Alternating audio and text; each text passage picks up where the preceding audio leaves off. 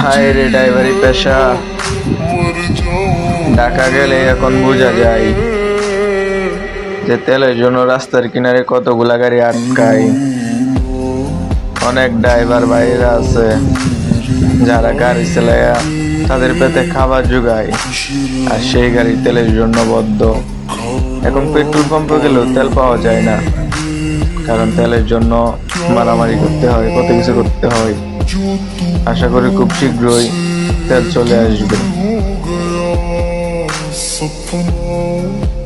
दोनों का चूर हो गया हो, तेरे साथ रहे मेरी परछाई।